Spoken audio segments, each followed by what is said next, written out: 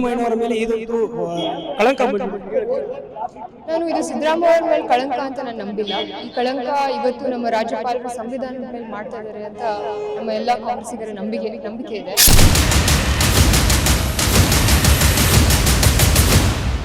ಇಡೀ ಕರ್ನಾಟಕ ರಾಜ್ಯಕ್ಕೆ ಹೆಸರುವಾಸಿ ಆಗಿರುವಂತಹ ಒಬ್ಬ ನಾಯಕನ ಮೇಲೆ ಇವರೇನು ತಮ್ಮ ವೈಯಕ್ತಿಕ ಸೇಡಿನಗೋಸ್ಕರ ಏನು ಟೀಕೆ ಟಿಪ್ಪಣಿಗಳನ್ನ ಮಾಡ್ತಾ ಇದ್ದಾರೆ, ಇದು ಅವರಿಗೆ ಒಂದು ದೊಡ್ಡ ಕಳಂಕ.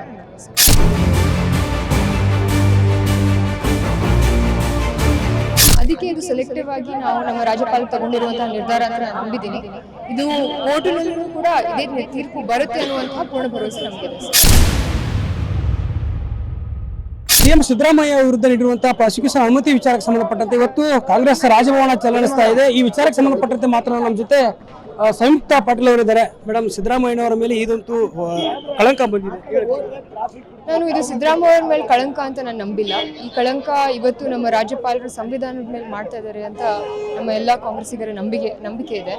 ವಿಶೇಷವಾಗಿ ನಾವು ಏನು ನೋಡ್ಬೇಕು ಅಂತ, ಹಲವಾರು ನಾಯಕರ ವಿರುದ್ಧ ಇನ್ವೆಸ್ಟಿಗೇಟಿವ್ ಪ್ರೊಸೀಜರ್ ಆದ್ರೂ ಕೂಡ ಅವ್ರು ಯಾರ ಮೇಲೂ ಕ್ರಮ ತಗೊಳ್ಳದೆ ತರಾತುರಿಯಾಗಿ 100 ಪೇಜ್ಗಳ ವರ್ಡಿಕ್ಟ್ ಅನ್ನ ಒಂದೇ ಒಂದು ರಾತ್ರಿ ಅದನ್ನು ಓದೇನು ಕೂಡ ಪರಿಶೀಲನೆ ಮಾಡದೇನು ಕೂಡ ಸೆಲೆಕ್ಟಿವ್ ಆಗಿ ಇದೇನು ಇವತ್ತು ಒಂದು ಪರ್ಮಿಷನ್ ಕೊಟ್ಟಿದ್ದಾರೆ 17A ಅಲ್ಲಿ ಪ್ರಿವೆನ್ಷನ್ ಆಫ್ ಕರಪ್ಷನ್ ಆಕ್ಟ್ ಅಲ್ಲಿ. ಇದು ಒಂದು ಸಂವಿಧಾನಕ್ಕೂ ಒಂದು ಕಳಂಕ ಹಾಗೂ ಬಿಜೆಪಿ JDS ಕಟ್ಪುತ್ಲಿಯಾಗಿ ಅವರು ಕೆಲಸ ಮಾಡ್ತಾ ಇದ್ದಾರೆ. ಇದನ್ನ ನಮ್ಮ ರಾಜ್ಯಪಾಲರು ಒಬ್ಬ ಸಂವಿಧಾನದ ಜವಾಬ್ದಾರಿ ಆಗಿರುವವರು ಮಾಡಬಾರ್ದು ಅನ್ನೋದು ನಮ್ಮೆಲ್ಲರ ನಂಬಿಕೆ. ಸೊ ಅದಕ್ಕಾಗಿ ಇದನ್ನ ನಾವು ತೀವ್ರವಾಗಿ ವಿರೋಧಿಸ್ತೀವಿ. ಇದೇ ರೀತಿ ಮುಂದುವರೆದ್ರೆ ನಾವು ದಿಲ್ಲಿ ಚಲೋ ತನಕನೂ ಕೂಡ ಪ್ರತಿಭಟನೆಯನ್ನ ಮಾಡ್ತೀವಿ ಅಂತ ನಾನು ಹೇಳ್ತೀನಿ. ಸಿದ್ದರಾಮಯ್ಯ 40 ವರ್ಷದಲ್ಲಿ ಯಾವುದೇ ರೀತಿಯಂತ ಕಪ್ಪು ಚುಕ್ಕೆ ಇರಲಿಲ್ಲ. ಬಿಜೆಪಿ ಸೆಡಿನ ರಾಜಕೀಯ ಮಾಡ್ತಾ ಇದೆಯಾ? ಅವರ ಸರ್ಕಾರನ ಅಸ್ಥಿರಗೊಳಿಸೋ ಕೆಲಸ ಅದು ಅವ್ರು ಬಿಜೆಪಿ ಅವರು ಮಾಡಿರುವಂತಹ ಪ್ರಯತ್ನ ಬಹಳ ವಿಫಲವಾಗುತ್ತೆ ಅಂತ ನಾನು ಹೇಳಕ್ ಇಷ್ಟಪಡ್ತೀನಿ. ಯಾಕಂತಂದ್ರೆ ಇದು ಇವ್ರ ಮೇಲೆ ಆಗಿರುವಂತಹ ಒಂದು ಕಳಂಕ ಅಲ್ಲ. ಒಬ್ಬ ದಕ್ಷ ರಾಜಕಾರಣಿ 14 ಬಜೆಟ್ಗಳನ್ನ ಮಂಡಿಸಿ ಇಡೀ ಕರ್ನಾಟಕ ರಾಜ್ಯಕ್ಕೆ ಹೆಸರುವಾಸಿ ಆಗಿರುವಂತಹ ಒಬ್ಬ ನಾಯಕನ ಮೇಲೆ ಇವರೇನು ತಮ್ಮ ವೈಯಕ್ತಿಕ ಸೇಡಿನಗೋಸ್ಕರ ಏನು ಟೀಕೆ ಟಿಪ್ಪಣಿಗಳನ್ನ ಮಾಡ್ತಾ ಇದ್ದಾರೆ, ಇದು ಅವರಿಗೆ ಒಂದು ದೊಡ್ಡ ಕಳಂಕ.